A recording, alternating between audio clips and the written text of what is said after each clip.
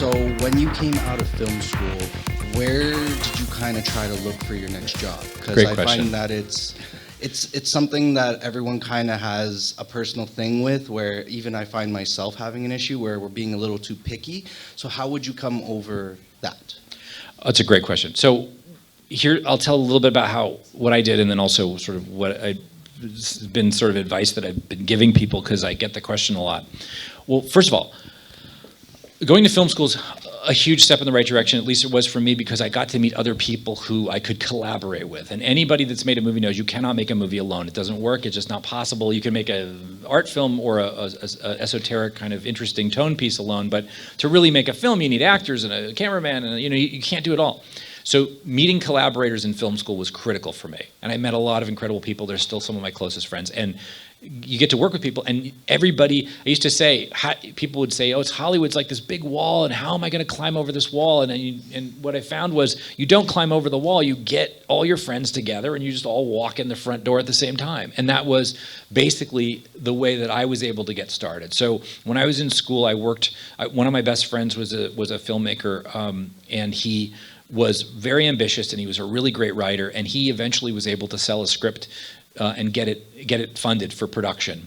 And it was a movie called Little Odessa, and it was shot, he was going to shoot it in New York, and he's like, I got a movie, we're going to go make a movie, you're going to come on, be the assistant editor. I'm like, okay, I've never had a job before. I mean, I knew how to edit from school, but I'm like, I've never had a job, what am I going to do? And he goes, well, just tell them you're going to be the assistant editor. I'm like, they're not going to take me. And he's like, I'm the director, we can do it. And he had never done it before either. So here's two of us like completely no idea what to do. And so I went on that film, and I just lied my way through, and I said, yeah, I know how to do all that. And they're like, well, I guess you're the director's friend, you're going to come on. But it was, and then we did the film together, and it was like I learned like trial by fire on the job. But I basically bluffed my way into getting that job. I wasn't the editor, I was the assistant. I was syncing dailies, but I had no qualifications to do that. I'd never done it professionally. And he had never directed a movie professionally. So it's like, well, here we are. And I think if you meet people in film school that you have a great creative relationship with, some of them are going to be more ambitious, some of them are going to get breaks, and those relationships will carry forward into the future. I'll give you one other example. While I was on a film as an assistant editor, I was on a movie called Assassins with Sylvester Stallone and Antonio Banderas, and we were editing the movie in Burbank, and it was directed by Richard Donner. And there was a guy answering phones in Richard Donner's office. He was a nice guy, his PA. Hello, Richard Donner's office. Can I direct your call? And I met him briefly, and he said hi, whatever. And went about my business. I was working as assistant. He was answering phones. So that guy is Kevin Feige, who's now the head of Marvel Studios.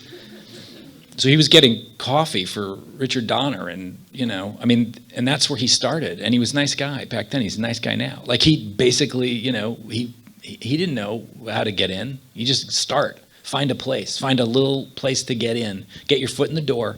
Make relationships. Do a good job. And my other piece of advice is work on stuff you want to work on. It doesn't have to be always, like if you like horror movies, do horror movies. If you like comedies, do comedies. But if you're somebody who wants to make art films, and you're doing something that's and you're doing some goofy stoner comedy, maybe you're miserable. It can be just as miserable as not working at all. Like seeking out the stuff that really that really excites you will allow you to be successful, because you're going to want to do it. But it really is about being in a cycle of opportunities and honing your skills, learning to use the Avid and learning to use it so you are clutch at it. Like this guy's amazing. He's like, it's like he just can do anything on the Avid. And he doesn't think about it anymore, but it's really kind of amazing. Like his level of understanding. I don't know how to do a lot of stuff, super technical things. I have to go, Robin, what are we doing? But he loves it. And also when you practice something every day, all day long, and you do that much of it, you start to get really, really good at it. And if not really good at it, it gets easier. So I guess anyway, that's my pitch, is to find material you love and find people that you love working with. And that might lead to something faster than anything else.